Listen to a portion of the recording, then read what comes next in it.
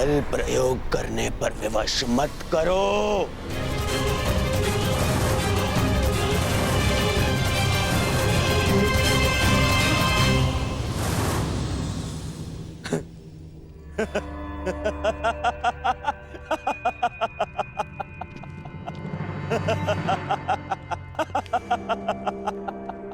नहीं, तुम स्वयं प्रस्तुत नहीं होगे। कैसे कैसे भूल गया मैं कि कितना आनंद आता है तुम पांडवों को मुझे कष्ट देने में।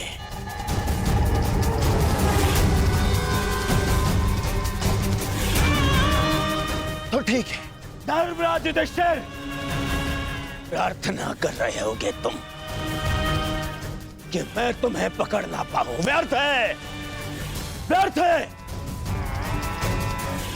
बचा कर रखो अपनी प्रार्थनाओं को। अगले 12 वर्ष में काम आएंगी तुम्हारी प्रार्थनाएं, बचा के रखो। और युधिष्ठिर तो ठीक, वो भीम कहाँ है? कहाँ हो भीम? भीम,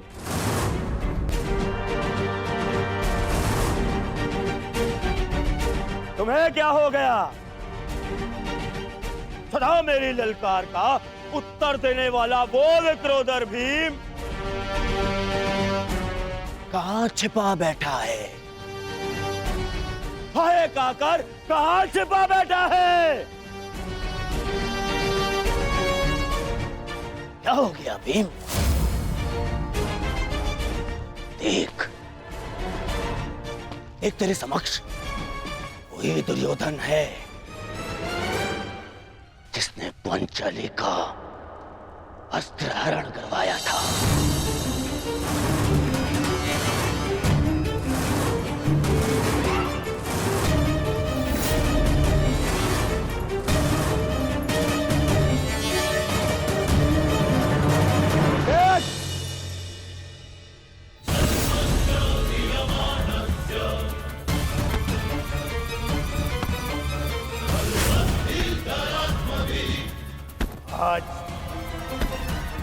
आज भी मेरी शंका से बिठाने पर दूर है। आज भी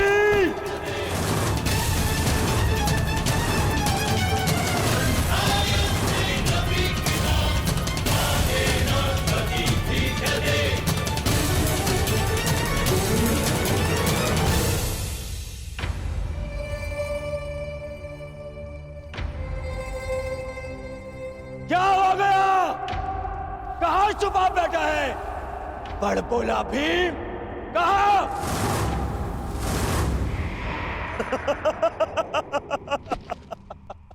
मामा श्री, लगता है वन में इस भूखे भीम ने कुछ ऐसा खा लिया है कि जिसने उसका पौरुष उससे छीन लिया। नपुंसक हो गए हैं ये सभी पांडव, नपुंसक।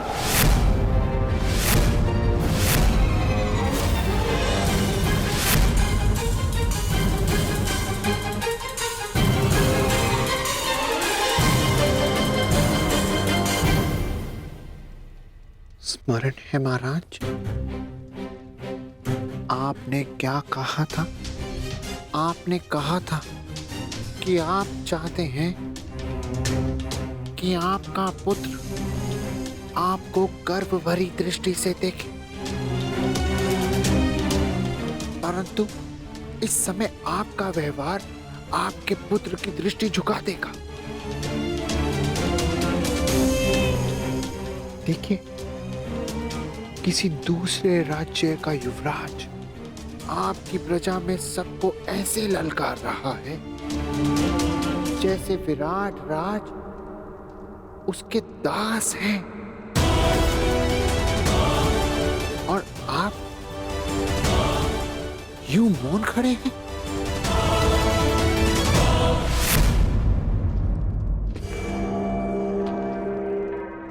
तुम नहीं हो भी, तुम भी नहीं।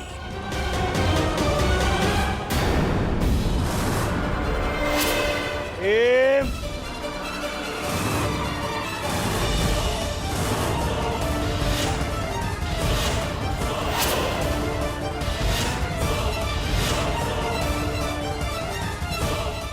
जानता हो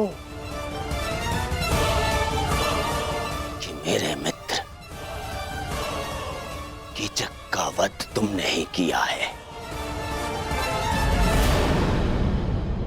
प्रतिशोध लूंगा, मैं प्रतिशोध लूंगा।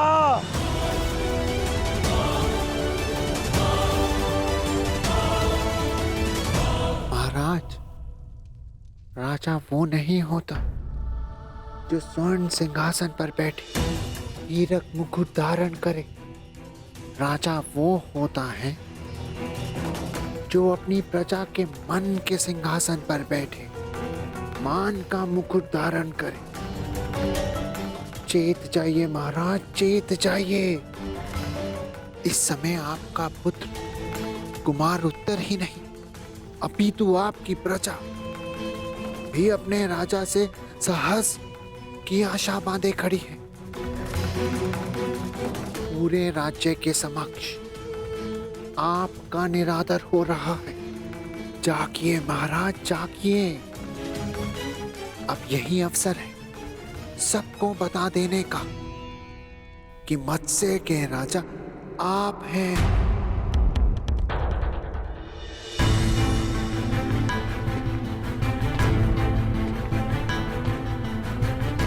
युधिष्ठिर, तुम तो पांचों पांडवों में सबसे अधिक बुद्धिमान हो।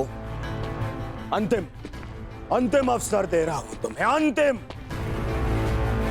पांचाली समेत पांचों भाई मेरे समक्ष आ जाओ, क्योंकि जब तक मैं तुम्हें पहचान नहीं लेता मैं यहां से किसी को जाने नहीं दूंगा। भले ही पूरी रात्रि बीत जाए, किसी को नहीं। पांचों पांडवों के समक्ष पांचाली सैरंध्री अच्छा नाम है। दासी सैरंध्री, हस्तिनापुर युवराज के लिए मदिरा प्रस्तुत करो।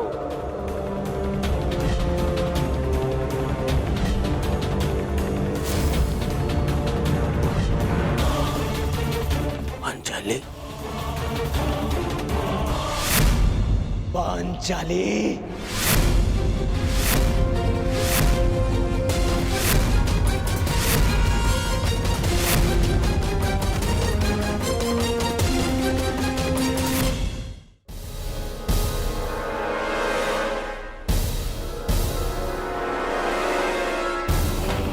मामाश्री ठीक कहते हैं। क्रोध में मैं बुद्धि से काम नहीं लेता। महाराज, आप केवल भय और संशय के दबाव में हैं। अपने भय और संशय को दूर कीजिए महाराज, दूर कीजिए और रोकिए, रोकिए इस दुर्योधन को महाराज, रोकिए। उन पांचों मोतियों को ढूंढ रहा था, जबकि वो सूत्र मेरे समक्ष है।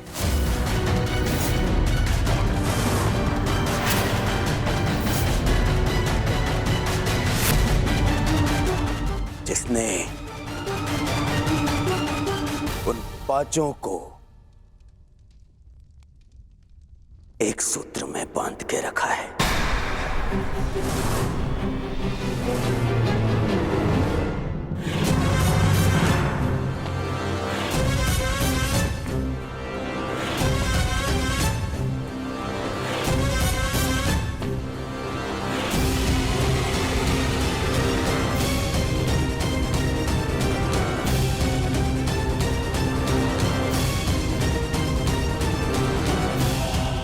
मैं जानता हूं कि ये तुम ही हो द्रौपदी, कि पूरे समय अपना मुख घूंघट से छुपा के रखे। कीचक की इतनी प्रताड़ना के पश्चात भी मुख से आह तक ना निकाले। कुछ कीजिए महाराज। किस बात का भय है? क्या उसका कारण वस्त्रहरण की लज्जा है?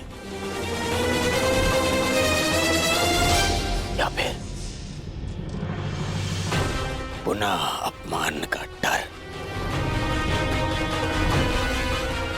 देखना, जो पांडव मेरे ललकार के पश्चात भी प्रस्तुत नहीं हुए, वो कैसे तुम्हारे घूंघट उठाते ही प्रस्तुत हो जाएंगे।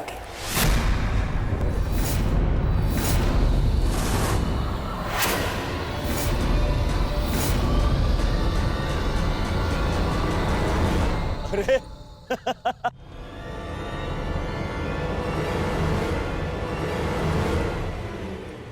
शाबाश दुर्योधन, अब होगा इन पांडवों का अज्ञातवास भंग।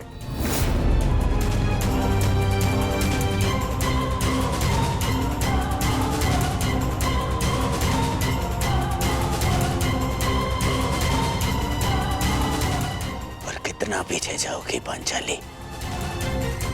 अब और कोई मार्ग शेष नहीं है।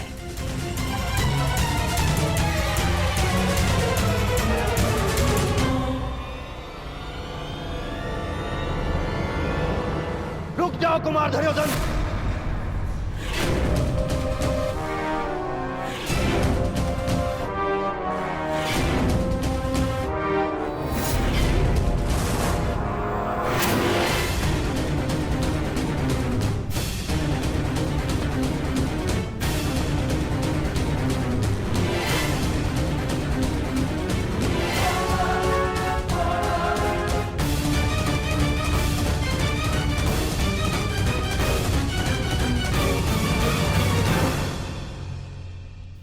विराट राज,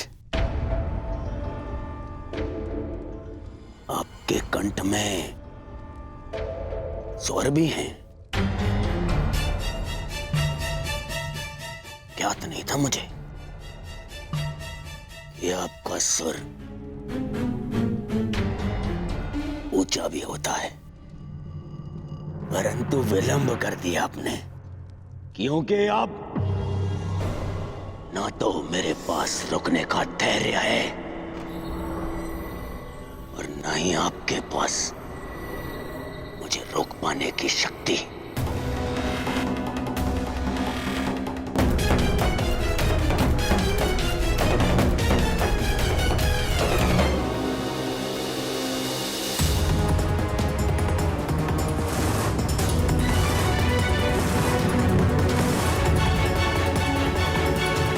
मैं सावधान करता हूं कुमार दुर्योधन।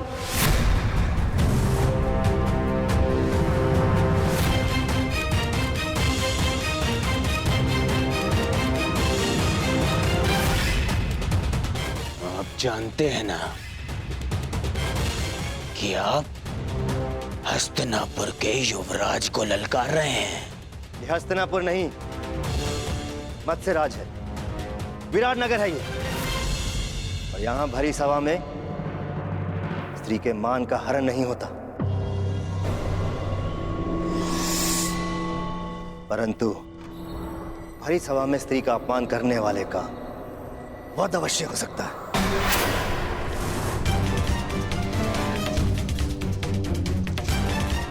मेरी प्रजा तुम्हारी दास नहीं, तुम्हारा उन पर कोई अधिकार नहीं। सैरंध्री को छूने का प्रयास भी मत करना।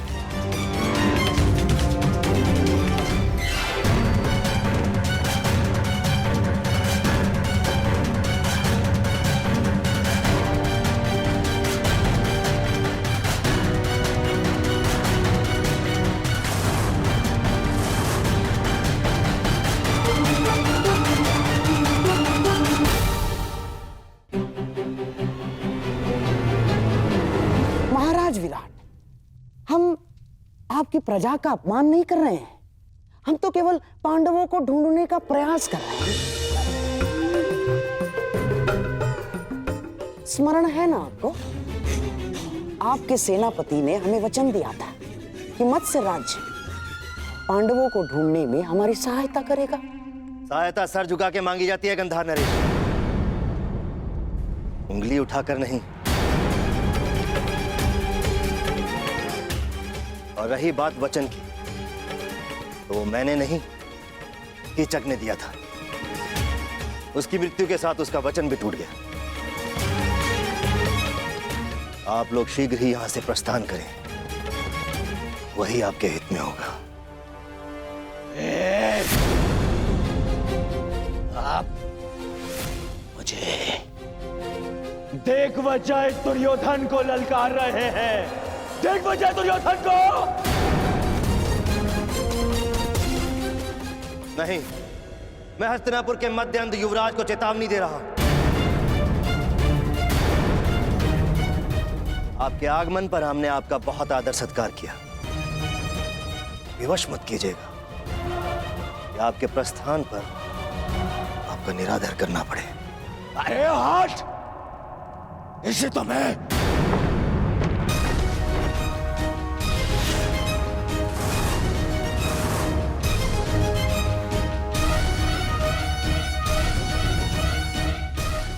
एक पग भी और आगे बढ़ाया तो मेरे सैनिक प्रहार करने के लिए स्वतंत्र होंगे।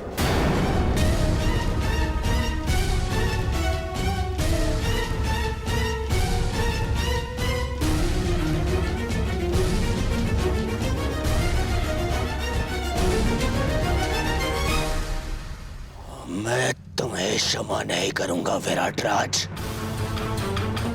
मेरा अपमान है, प्रतिशोध अवश्य लूंगा। दुर्योधन, यह अवसर उचित नहीं है। चलो यहां से। हाँ?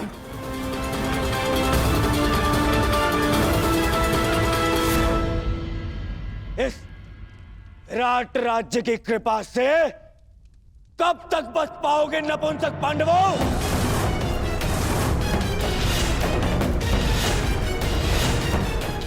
मैं तुम्हें फिर से वन भेजकर ही सांस लूंगा।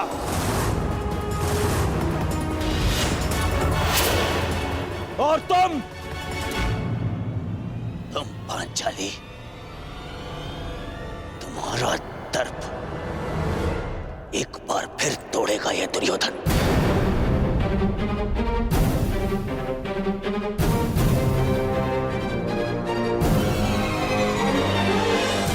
और तुम विराट राज, तुमने तो मत्स्य के विनाश को ललकारा है। अब पांडवों के साथ साथ तुम्हारा भी विनाश होगा।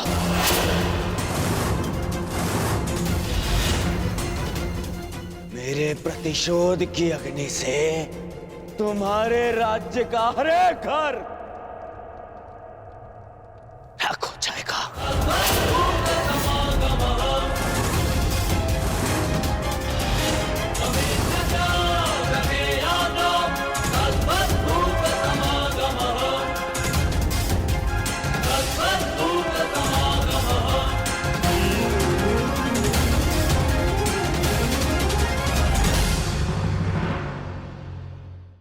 प्रतिशोध की अग्नि से तुम्हारे राज्य का हर एक घर राख हो जाएगा।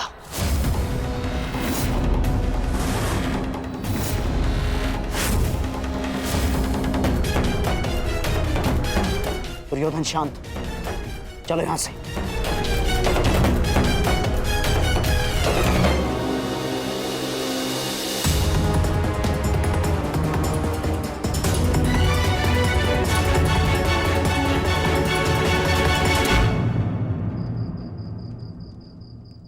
प्रणिपात महाराज। महारानी का स्वास्थ्य अब कैसा है? भाई खोने की पीड़ा है कंक, जाते जाते ही जाएगी। अभी अपने कक्ष में विश्राम कर रही है। यदि कोई आवश्यकता पड़े तो स्मरण कर लीजिएगा महाराज। सबसे अधिक आवश्यकता के समय तुम सहायता कर चुके हो कंक।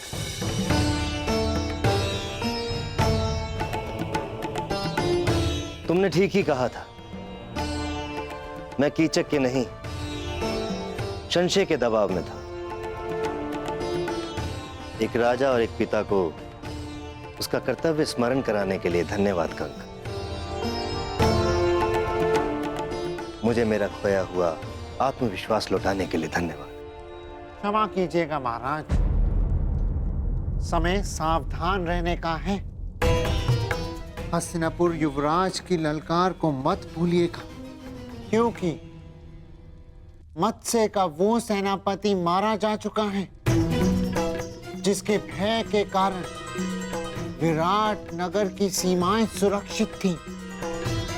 कुरु सेना किसी भी क्षण आक्रमण कर सकती है महाराज, किसी भी क्षण।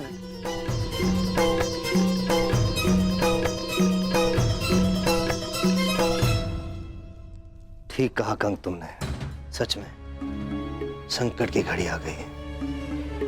मैं आसक्त हूं और कुमार उत्तर तो अभी स्वयं बालक है।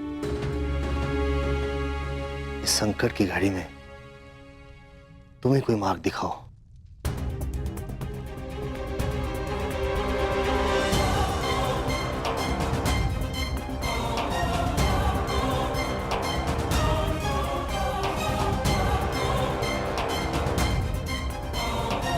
आक्रमण होने की दशा में मार्ग तो केवल युद्ध ही है महाराज,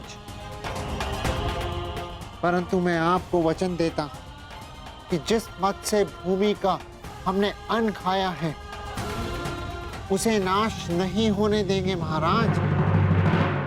नाश नहीं, सर्वनाश चाहिए मुझे, सर्वनाश। उस मत्स्य राज्य का सर्वनाश चाहिए मुझे। उसने मेरा, दुर्योधन का अपमान किया है, दुर्योधन का।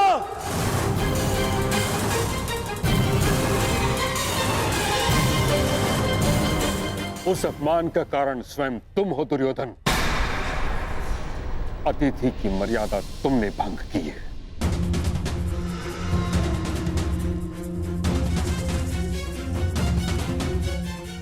मैं कुछ भंग करना चाहता था तो वो केवल उन पांडवों का अज्ञातवास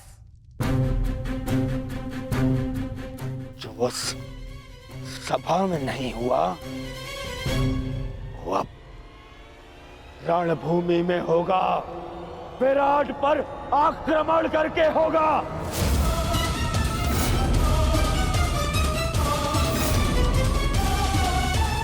मूर्खता से पूर्ण प्रलाप बंद करो दुर्योधन।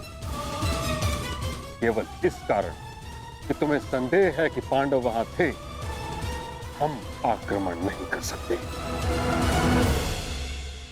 नहीं, संदेह नहीं, पूर्ण विश्वास है मुझे। वो सैरंद्री ही पांचाली थी।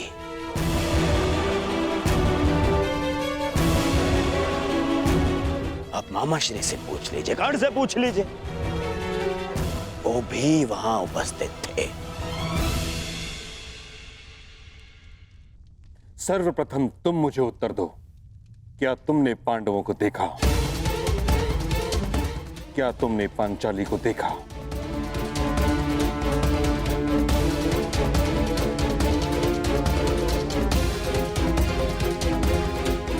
मैं बस देखने ही वाला था।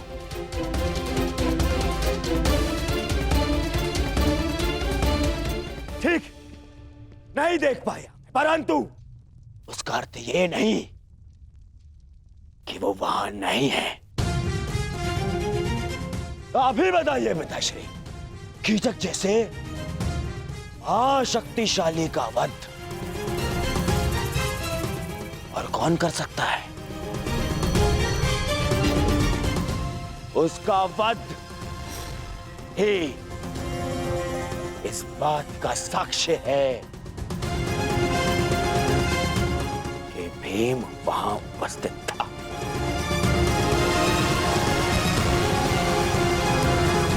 मैं दुर्योधन की इस बात से सहमत हूं ताचरी।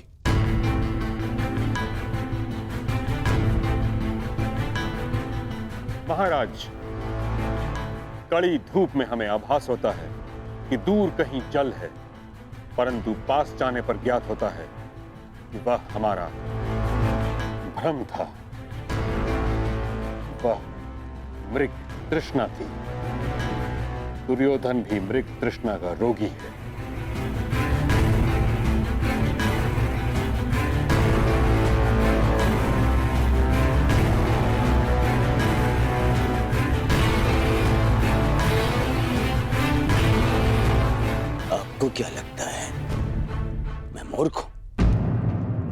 शत्रुता के कारण समस्त राज्य को युद्ध की अग्नि में जो झोंक दे वो मूर्ख नहीं है तो और क्या है?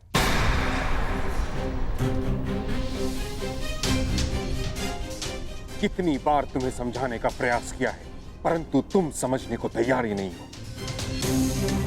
पांडवों से बैर के कारण कब तक हस्तिनापुर को कलंकित करते रहोगे तुम? कब तक राज धर्म को दूषित करते रहोगे? अपने संदेह के निवारण के लिए सहस्त्र सैनिकों के प्राण दांव पर लगा रहे हो।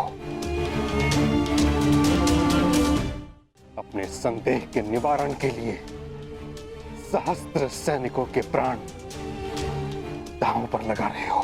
क्षमा कीजिएगा महामहिम,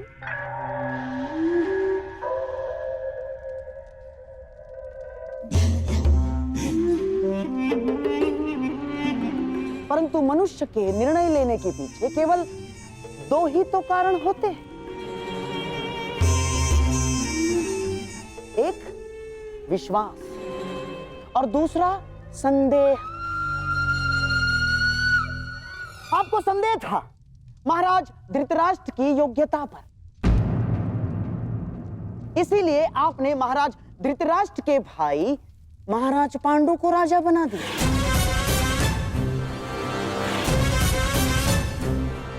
आपको संदेह था कि युद्ध में कर्ण कहीं अर्जुन के प्राण ना ले, अर्जुन को परास्त ना कर दे, इसीलिए आपने हस्तिनापुर का विभाजन भी स्वीकार कर लिया।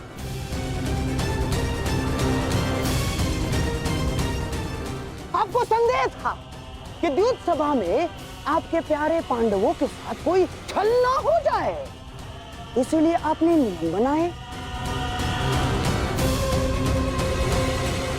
और इस समय भी आपको संदेह ही है कि कहीं मेरा प्यारा दुर्योधन आपके प्रिय पांडवों को खोज ना ले और फिर से उन्हें वनवास ना जाना पड़े। महामहिम, बस करिए गंधार राज।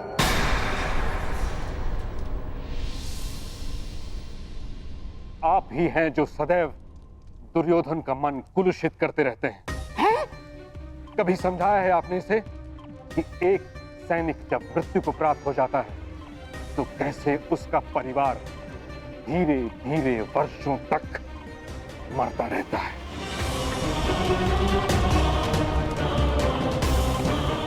सहस्त्रों सैनिकों के प्राण का कोई मोल है?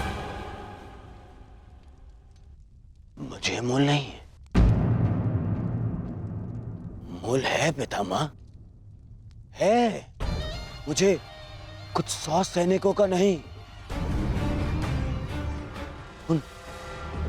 उन लाखों सैनिकों के प्राण का मोल है। यदि ये युद्ध नहीं हुआ तो पांडव प्रस्तुत होंगे और फिर महायुद्ध होगा। ऐसा महायुद्ध जिसमें लाखों सैनिक अपने प्राण गंवाएंगे, फिर लाखों परिवार थोड़ा थोड़ा करके हर दिन मरते रहेंगे।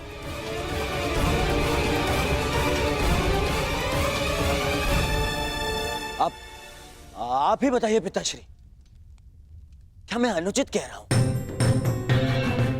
लाखों सैनिकों के प्राण बचाने के लिए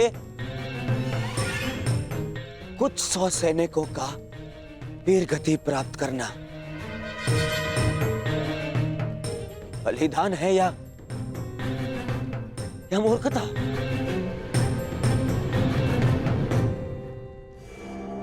मैं तो कहता हूं कि विराट पर आक्रमण करके पांडवों का अज्ञातवास भंग करना ही नीति है। यही नीति है पितामह।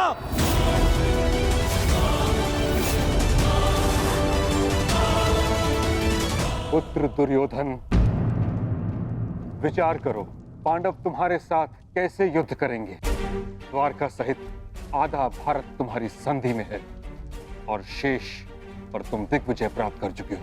संधियां तो टूटने के लिए ही होती हैं पितामह।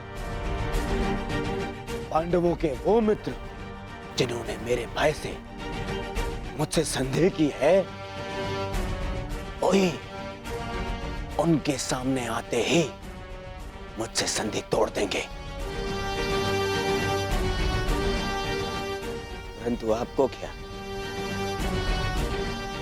आपने तो सदा पांडवों का ही समर्थन किया है। आज भी जब मैं उन पांडवों से हस्तिनापुर की सुरक्षा का प्रयास कर रहा हूं, आज भी आप उन्हीं का समर्थन कर रहे हैं।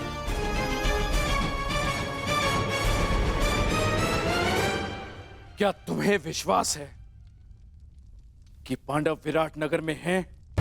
उतना ही जितना इस बात पर है कि आप हस्तिनापुर के राजा हैं।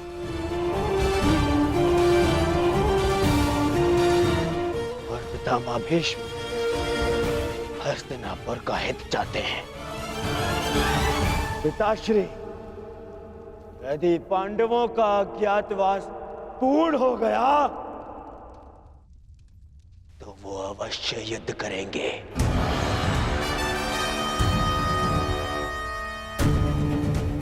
और ये युद्ध महायुद्ध होगा।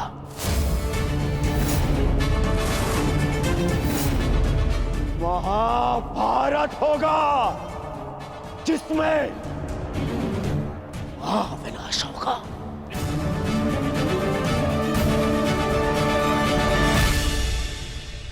नहीं,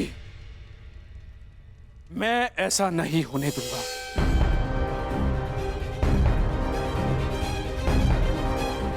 यदि विराट पर हमला करने से ये महायुद्ध, ये महाविनाश टल सकता है, तो मुझे पुत्र दुर्योधन का ये प्रस्ताव स्वीकार है।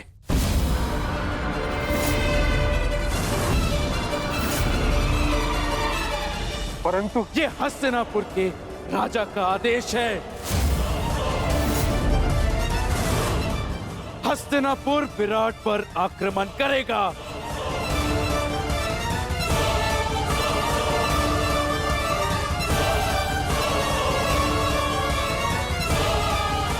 युद्ध की तैयारी हो।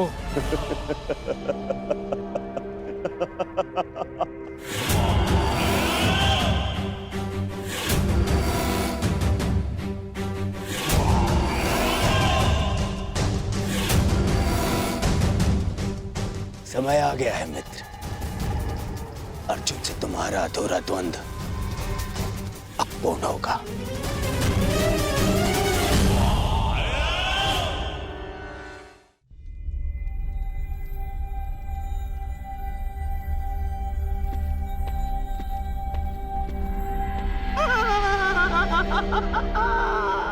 अब तुम बच नहीं सकते मेरे प्यारे भांजे पांडवों।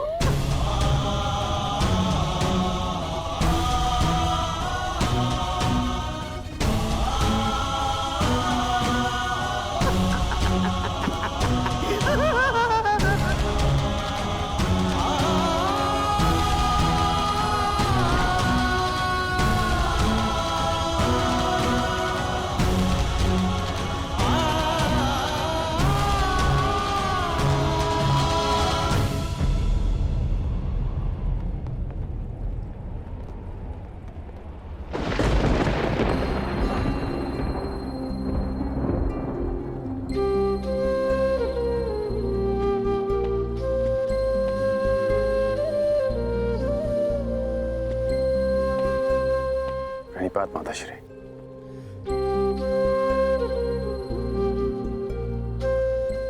मैं जानता हूं आप आज मुझे विजयी होने का आशीर्वाद नहीं देंगे। मैं आज कुछ देने नहीं,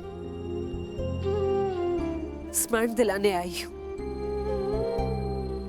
तुम्हें ज्ञात होगा कि मेरे पुत्र और पुत्रवधू के साथ छल हुआ है। जो इंद्रप्रस्थ के सम्राट थे, वो पिछले 12 वर्ष से वन में भटक रहे।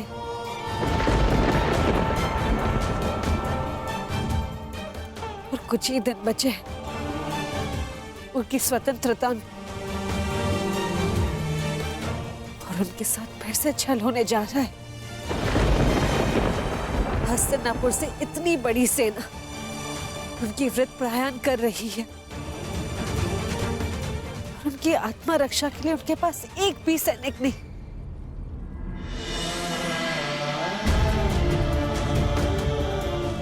मुझे पूर्ण विश्वास है कि तुम मेरे पुत्रों के साथ एक और अन्याय नहीं होने दोगे। मैं तुम्हें स्मरण दिलाने आई हूँ कि माताश्री,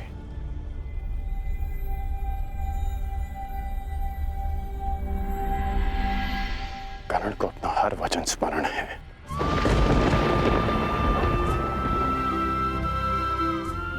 मैंने युवराज दुर्योधन के लिए शस्त्र उठाने का वचन दिया है, तो युद्ध तो मैं अवश्य करूंगा।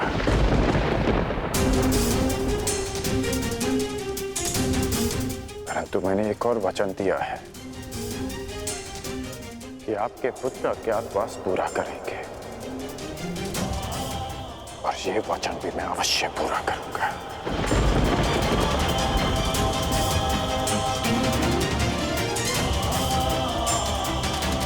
आज्ञा दीजिए माताश्री।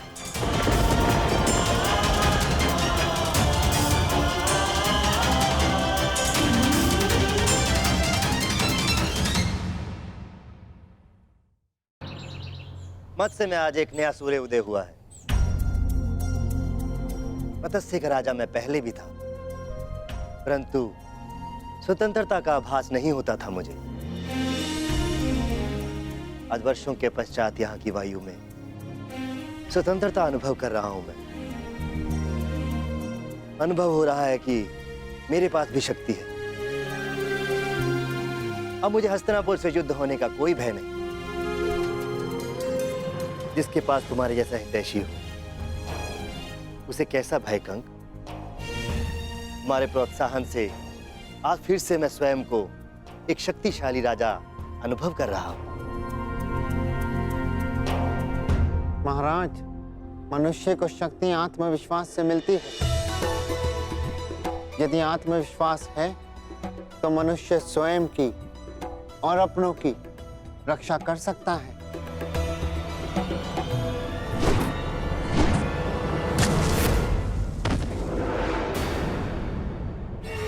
सावधान, आक्रमण हुआ है। तुम्हारा भाई उचित था कंक। प्रतीत होता है कि हस्तिनापुर ने आक्रमण कर दिया। हस्तिनापुर ने बिना चेतावनी के आक्रमण कैसे कर दिया? महाराज, तिगत नरेश सुशर्मा ने आक्रमण किया है। सुशर्मा, इतना साहस? तुम्हें पराजित होना होगा। चलो, सेना और प्रजा को सावधान कर दो। सब युद्ध के लिए तत्पर हैं।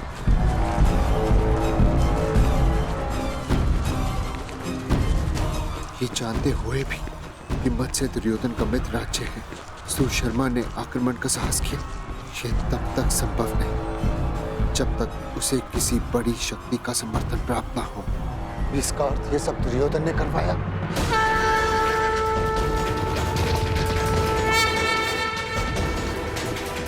दुर्योधन! युवराज, सतर्क ध्वनि का स्वर सुन रहे हैं आप? हमें उन्हें बताना होगा कि हम मत्स्य पर आक्रमण करने नहीं आए। हमें केवल पांडव चाहिए।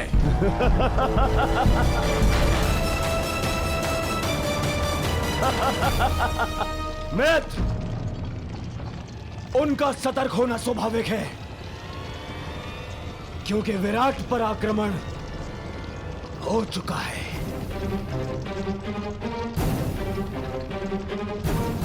सुशर्मा की सेना दक्षिण छोर से विराट पर पहले ही आक्रमण कर चुकी है।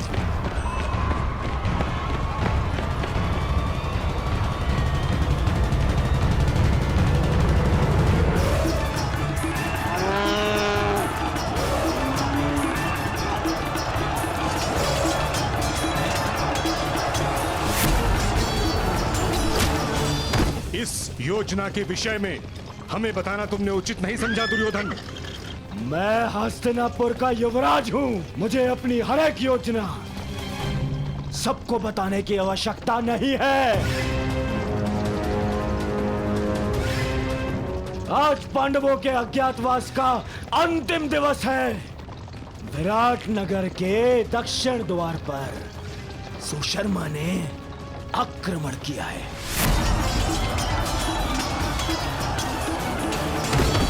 उनका सारा ध्यान विराट के दक्षिण द्वार पर होगा और हम उत्तर दिशा से आक्रमण करके पांडवों को वहीं घेर लेंगे। ये नीति के विरुद्ध है। जो राज्य पहले से ही युद्ध में व्यस्त हो उस पे इस प्रकार आक्रमण करना छल है। ये छल नहीं है, क्योंकि सुशर्मा हस्तिनापुर का ही सहयोगी है। मुझे किसी भी मूल्य पर उन पांडवों को सूर्यास्त से पूर्व पकड़ना है।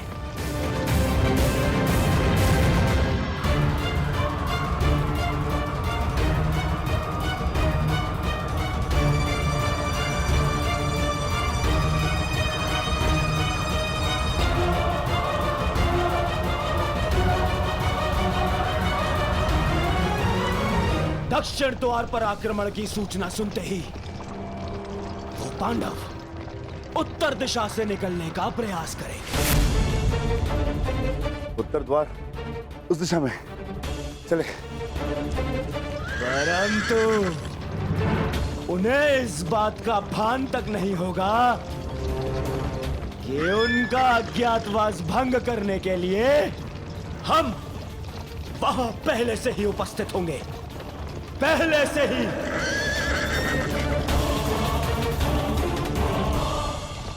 दुर्योधन अपने साथी, महारथी और सेनापति को इस प्रकार योजना से अवगत न रखना असम्मान माना जाता है और इस प्रकार से छल करके आक्रमण करना अधर्म।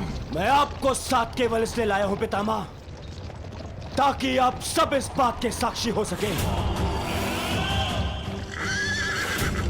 कि मैंने पांडवों का अज्ञातवास धर्म सम्मत भंग किया है।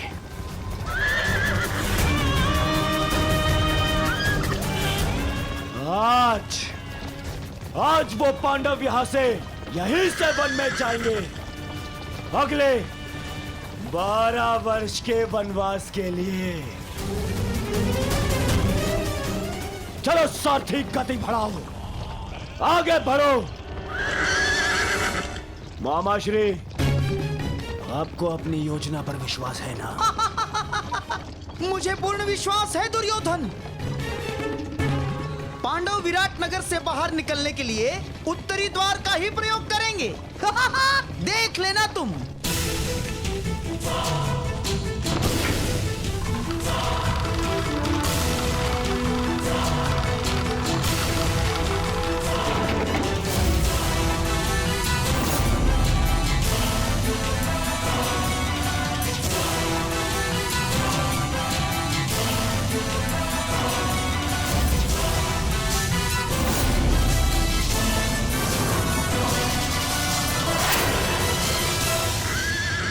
गति बढ़ाओ सारथी, आगे बढ़ो।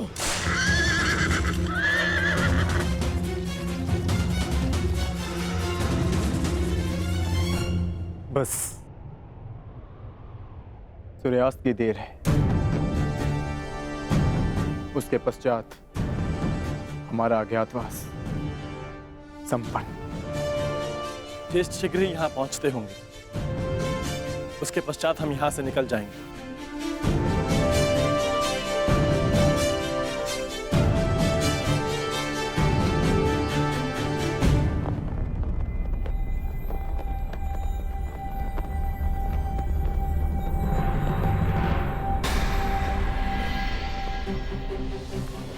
मत्स्य ध्वज को हटाया जा रहा है।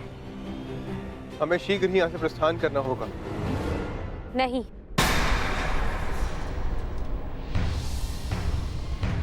हम नहीं जाएंगे।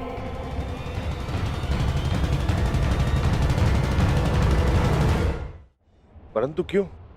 क्योंकि जब हमें 1 वर्ष का अज्ञातवास बिताने के लिए स्थान की आवश्यकता थी, हमने यहाँ पर शरण ली। यहाँ का अन्न खाया है हमने, और आज जब विराट नगर को हमारी सहायता की आवश्यकता है, तो क्या यहाँ से जाना उचित होगा? ये क्या कह रही हो पांचाली? वही जो सत्य है और वही जो मैं तुम सबसे कहना चाहता हूं। यदि विराट नगर में हमें छिपने का स्थान नहीं मिलता तो अब तक हम सब पकड़े जाते और फिर से वनवास काट रहे होते। ये समय विराट राज का ऋण चुकाने का। परंतु ज्येष्ठ, उन्होंने हमें पहचान कर सहायता नहीं की थी, उन्होंने हमें काम पर रखा। तो इस नाते वो हमारे स्वामी हुए और बिना उन्हें सूचित किए हमारा यहां से जाना भी अधर्म है। धर्म? इसी धर्म के कारण हमें द्यूत में हार मिली। इसी धर्म के कारण आपने फिर से द्यूत खेला।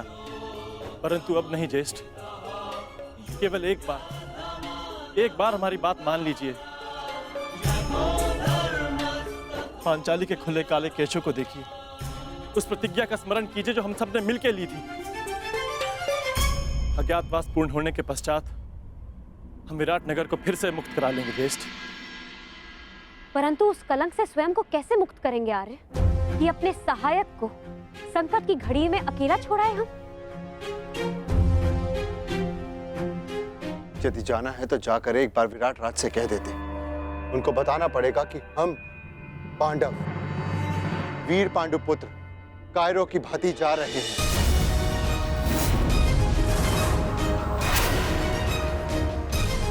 ज्येष्ठ भ्राता श्री सही कह रहे हैं सहदेव।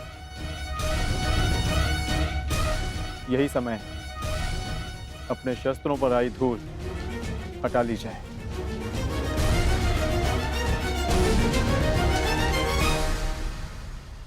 छोड़ो, छोड़ो मुझे, छोड़ो, छोड़ो, छोड़ो मुझे। मैं यहाँ से नहीं जाऊंगी। अपने पिता, अपने नगर को छोड़ के मैं नहीं जाऊंगी। परंतु महाराज को बंधक बना लिया गया है और मेरा कर्तव्य है आपको सुरक्षित स्थान पर पहुंचाना राजकुमारी जी। और मेरा कर्तव्य अपनी जन्मभूमि, अपने नगर की रक्षा करना है। हाँ, मैं भी अपने स्वामी को छोड़कर कहीं नहीं जाऊंगी, चाहे सुशर्मा की सेना हमें बंदी क्यों ना बना ले। परंतु हम महारानी हैं, हमारे आदेश की अवहेलना नहीं होगी। देखा सहदेव, एक बालिका युद्ध के लिए प्रस्तुत है, एक महारानी अपने बलिदान के लिए तत्पर है, और हम यदि योद्धा होकर भी उनका साथ ना दे पाए तो भले ही हम इंद्रप्रस्थ पालें, परंतु कभी भी अपनी आंखों में देख पाने का साहस नहीं कर पाएंगे। आप उचित कहते हैं ज्येष्ठ। अब चाहे 12 वर्ष वनवास में और क्यों न रहना पड़े, हम यहां से नहीं जाएंगे।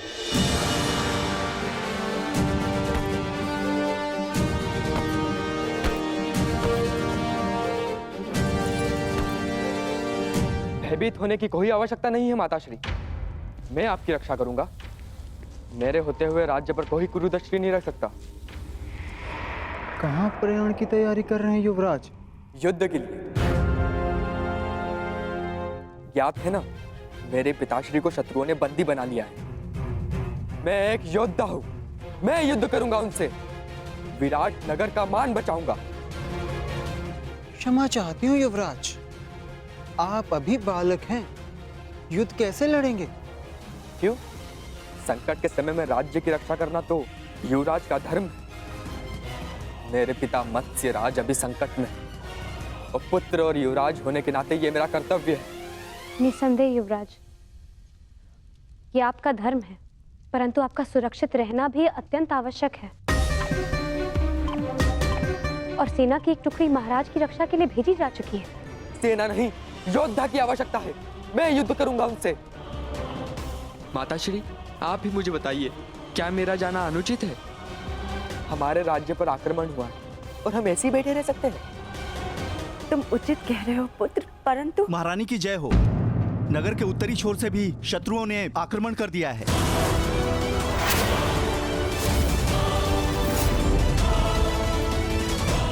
सुशर्मा ने तो दक्षिण दिशा से आक्रमण किया था, उत्तर से किसने आक्रमण कर दिया?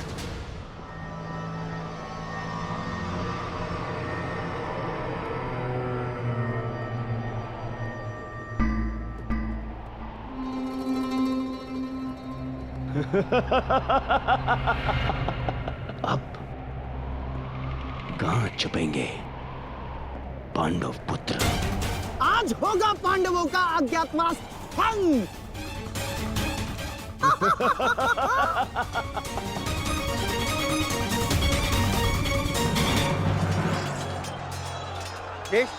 ये तो मवेशी को ले आ रहे हैं। विराट की संपत्ति की रक्षा करना भी हमारा कर्तव्य है। आज्ञा दीजिए ज्येष्ठ।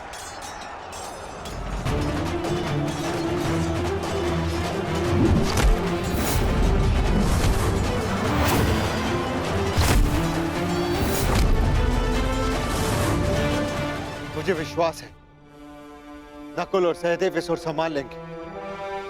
हमें शीघ्र ही विराट राज को खोजकर उन्हें मुक्त कराना होगा। भीम,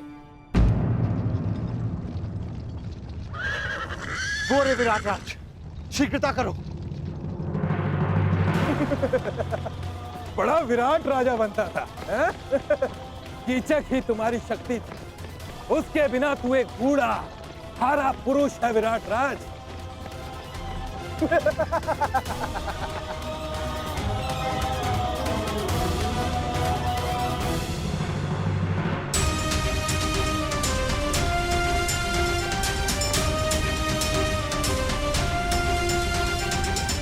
उत्तर ने अपने पिता को इस अवस्था में नहीं देखा।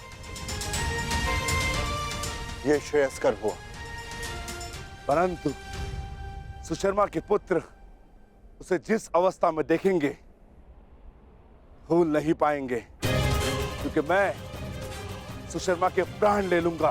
सावधान भीम, संभल कर प्रहार करना।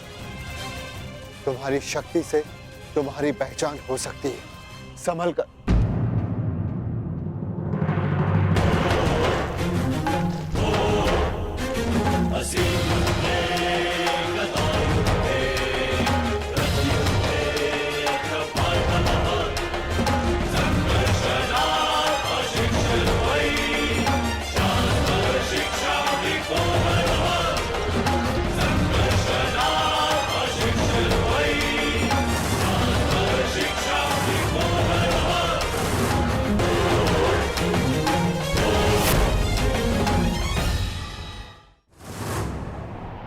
सावधान सुशर्मा, मैं तुम्हें चेतावनी देता हूं कि महाराज को मुक्त कर दो, अन्यथा।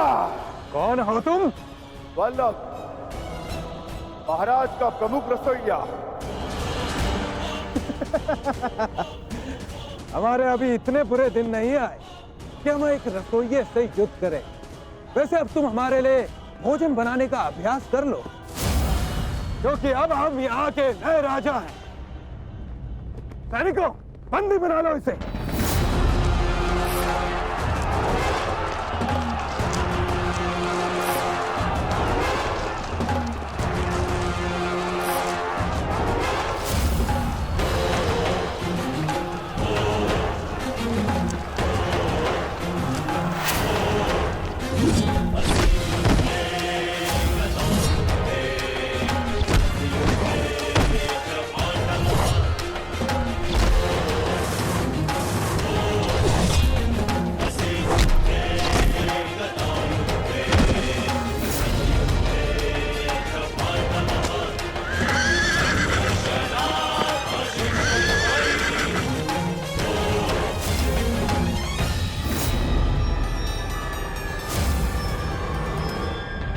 हे ईश्वर, दुर्योधन, महाबली भीष्म और अंगराज कर्ण जैसे महारथियों का सामना कैसे करेगी हमारी सेना?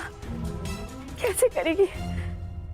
युद्ध का वास्तविक आनंद तो महारथियों के साथ लड़ने में ही आता है माता श्री। अब आएगा युद्ध का आनंद। अब सिद्ध होगा कि आपका पुत्र कितना बलशाली, कितना वीर है। अब आप देखना कैसे मैं महान धनुधारी अर्जुन के भांति अपने बाणों से कौरवों का नाश करता हूं। अत्यंत उत्साही मत बनो पुत्र। क्षमा चाहती हूँ महारानी, परंतु युवराज का कहना उचित है। ये कैसी बात कर रही हो सारंधरी? युवराज अभी बालक है, वो भीष्म और कर्ण जैसे महायोद्धाओं का सामना कैसे कर पाएंगे? कर सकता हूं, परंतु एक समस्या है। एक उत्तम सारथी की आवश्यकता है, अन्यथा उन कौरवों को मैं धूल चटा दूं।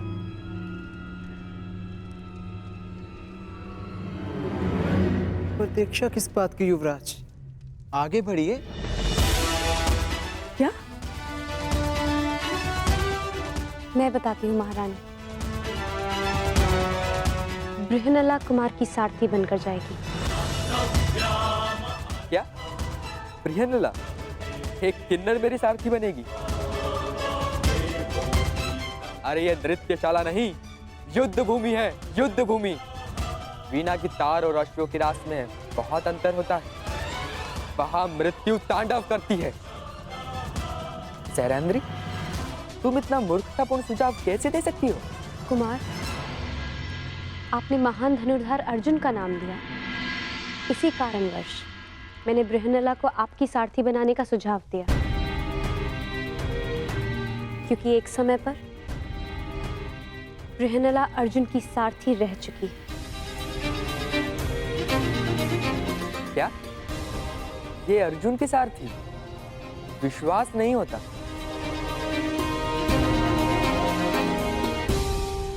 ठीक है, अब कोई और मार्ग भी नहीं। मैं तुम्हें अपने साथ आने की आज्ञा देता हूं। यदि तुम महान अर्जुन की सारथी थी, तो मैं भी तुम्हें अपनी सारथी बना सकता हूं।